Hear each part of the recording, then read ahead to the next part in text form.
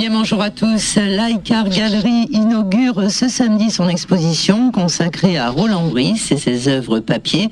À cette occasion, les artistes galéristes Diana Tourné et Rodolphe Cosimi ouvriront leurs portes à partir de 11h avec au programme la présentation de l'association Les Amis de Roland Brice, une lecture d'un texte de Georges Tabarot par Paul Stoppa, poète, et une conférence sur Brice, l'art dans la cité, donnée par Rodolphe Cosimi.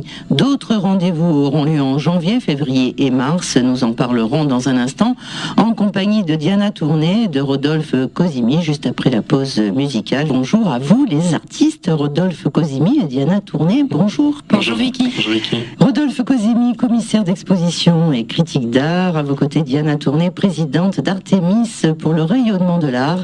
Vous êtes artiste, peintre, sculpteur et galériste. L'Icar Galerie est située 613 avenue Janvier Passereau à Mandelieu-la-Napoule. Samedi sera un grand jour pour vous avec l'inauguration à partir de 11h de l'exposition inédite sur Roland Brice, œuvres papier, des œuvres exposées pour la première fois au public. On en parlera dans un instant.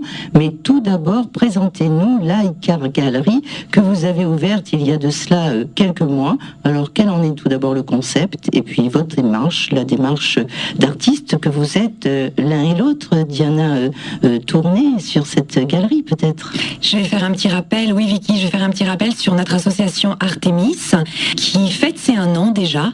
C'est une association donc pour le rayonnement de l'art, comme vous l'avez dit, et son but, la démarche artistique avant l'art business. Amener à une meilleure connaissance de l'histoire de l'art afin de contribuer à un rayonnement artistique de qualité.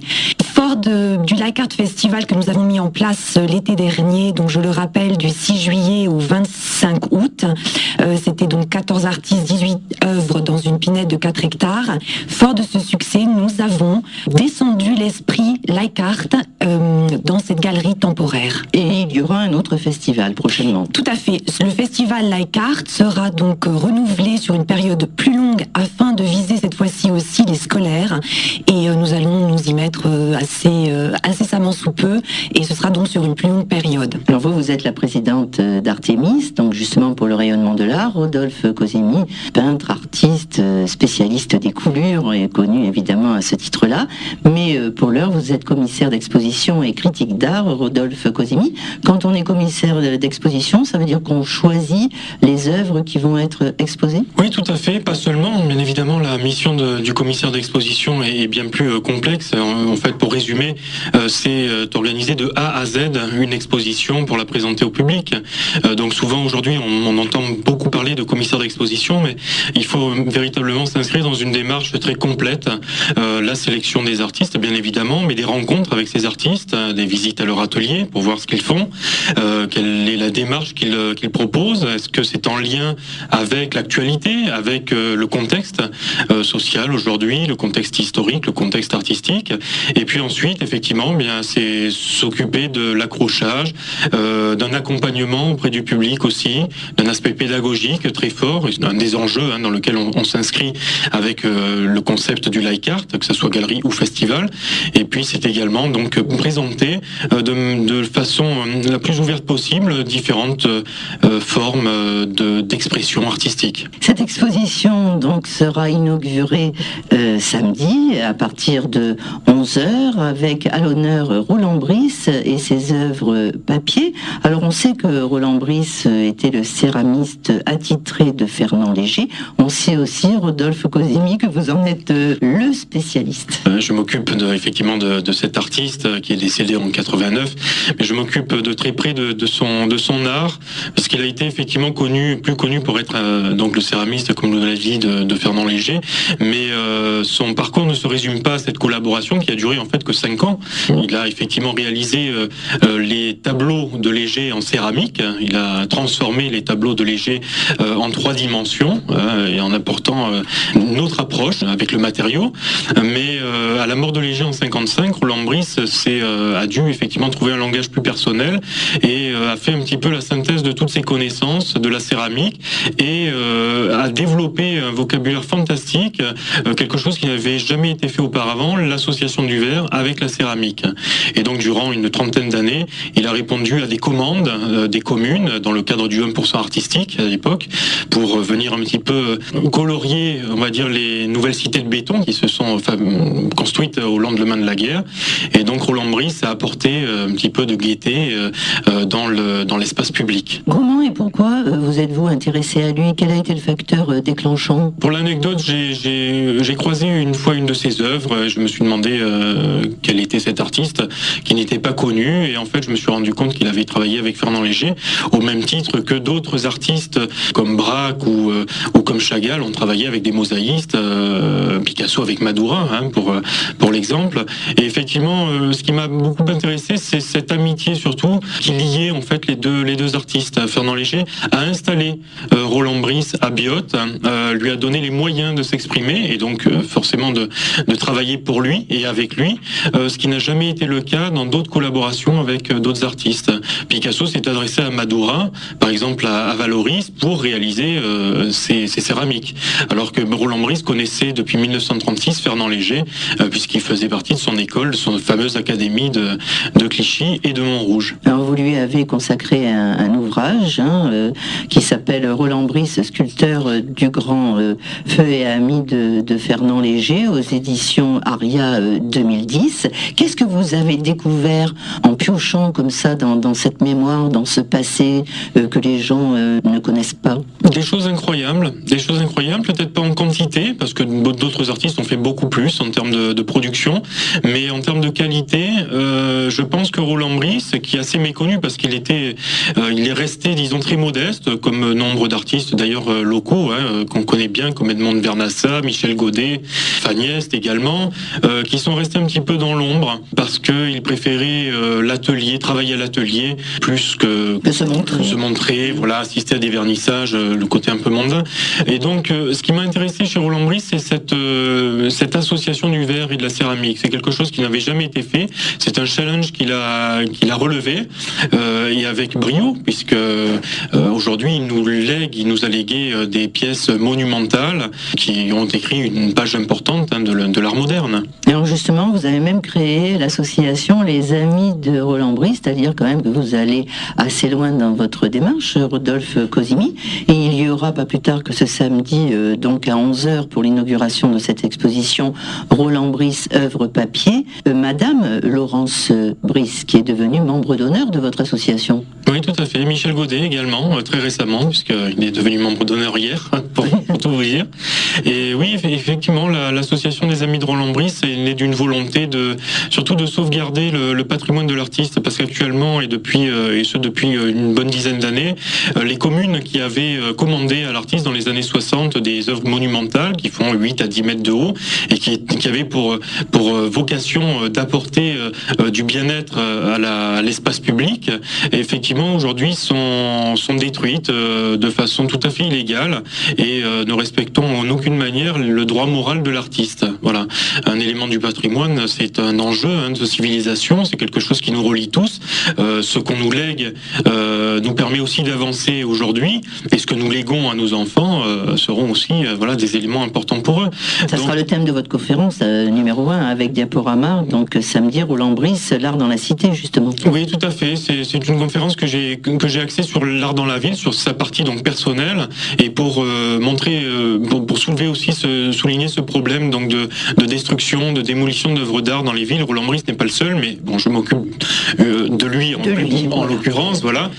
Ceci dit, c'est une association donc qui est récente, que je vais effectivement présenter samedi, et dont Laurence Brice est membre d'honneur. C'est une association qui a pour vocation, même de façon beaucoup plus large, de signaler, d'alerter l'opinion publique et de ces destructions d'œuvres d'art qui se font parfois dans le silence, et ensuite ces œuvres d'art tombent dans l'oubli et la mémoire de l'artiste également, puisque l'œuvre est son prolongement. par définition. Alors il y aura 2 conférences, une samedi, ça sera le volet 1, Roland Brice, l'art dans la cité, et vous donnerez le 18 décembre à 15h, toujours à l'Art Gallery, la conférence numéro 2 avec diaporama, cette fois-ci sur Roland Brice, Fernand Léger, céramique à 4 mains, c'est pour montrer le travail et la connivence et la complicité qu'ils avaient ensemble. Oui, tout à fait. C'est plus une histoire d'amitié finalement que de partenariat entre guillemets entre un artiste et un prestataire, hein, si vous voulez. Donc c'est vrai que ça c'est la deuxième conférence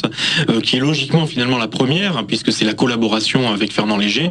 C'était une conférence que j'avais proposée à la sortie de mon ouvrage au musée de Biot, et c'est effectivement une page importante de l'histoire de l'art et surtout de la céramique. On va revenir un petit peu sur cette exposition parce qu'elle s'appelle Œuvres papier de Roland Brice et c'est une exposition inédite que personne n'a jamais vue. Ce sont des œuvres donc personnelles. Oui, alors ce sont des œuvres qui n'ont jamais été montrées, d'où l'aspect exceptionnel de cette exposition.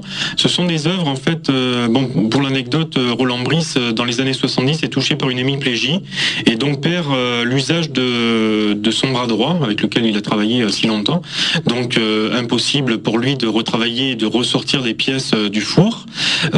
Mais sa volonté de créer est plus forte que la maladie et il va pendant une bonne dizaine d'années travailler la gouache, donc des projets sur papier uniquement, dont certaines d'ailleurs vont être concrétisées par Laurence et par son fils Claude Brice, qui va réaliser d'ailleurs une mosaïque monumentale à Villejuif. Donc sera présentée à l'exposition les maquettes de ses travaux préparatoires et des œuvres qui montrent la foisonnance de l'artiste en matière créative et toujours dans cette optique d'associer le verre et la céramique et cette fois-ci en l'étudiant sur papier. Alors une exposition à voir du 14 au 31 décembre donc à l'Art Gallery qui se trouve à Mandelieu-la-Napoule. On donnera l'adresse exacte tout à l'heure, mais quand même le grand jour c'est samedi puisque il y a un déroulement de cette inauguration à 11h. J'imagine qu'il y aura la présentation et de la galerie et de la nouvelle association donc des amis de Roland Brice, et ensuite il y aura la dédicace de votre livre dont on vient de parler, hein, Roland Brice, sculpteur du grand feu et ami de Fernand Léger, et il y aura aussi des poètes et notamment la poète Paul Stoppa qui va vous rejoindre pour une lecture des textes de Georges Tabarot. Alors est-ce qu'on peut rappeler qui était Georges Tabarot? Georges Tabarot était le fameux rédacteur en chef du Patriote voilà. Dans les années foisonnantes de la création artistique sur la Côte d'Azur. Hein. Incontournable. Et Georges Tabarot, je l'ai étonnamment rencontré un petit peu sur la fin malheureusement. C'était une amitié naissante hein, et il arrivait très facilement à franchir finalement la frontière intergénérationnelle parce que moi qui étais un petit peu plus jeune et lui qui avait un certain âge déjà, a accepté, n'a pas hésité une seconde à écrire l'avant-propos du livre puisqu'il avait bien évidemment connu les grands comme Fernand Léger et donc naturellement Picasso bien sûr et naturellement Roland Brice. Donc Paul Stoppa était, je pense, la personne la plus en vue, disons, pour lire ce texte. Et je pense que ça sera un moment émouvant. Qui peut venir à cette inauguration et visiter votre galerie, Diana Tournay? Écoutez, le but, c'est qu'elle soit vraiment accessible et ouverte à tous. Donc, venez nombreux à cette belle programmation. Je vais vous le dire combien j'étais heureuse de ce programme assez exceptionnel que Rodolphe Cosimi, donc le commissaire d'exposition d'Artémis, a mis en place très rapidement, puisque nous avons véritablement profité d'une grande chance de trouver ce local pour pouvoir y créer une galerie temporaire qui était en lien avec ce qu'on avait commencé à créer, qui nous permettait donc d'exposer et de faire des interventions justement de poésie et des conférences en un lieu fermé.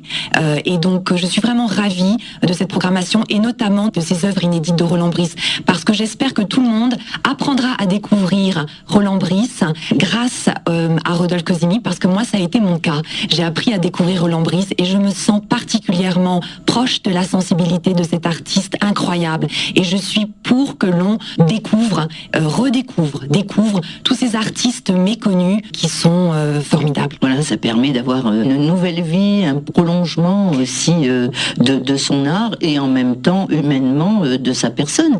Parce que comme il n'était pas dans l'ombre un peu de Fernand Léger, mais pas loin, c'est bien de le mettre en lumière parce qu'il a joué un rôle majeur dans l'œuvre de Fernand Léger, entre autres. Oui, tout à fait. Et la grande difficulté chez lui a été justement de se remettre en question. Et c'est là qu'on reconnaît véritablement l'artiste.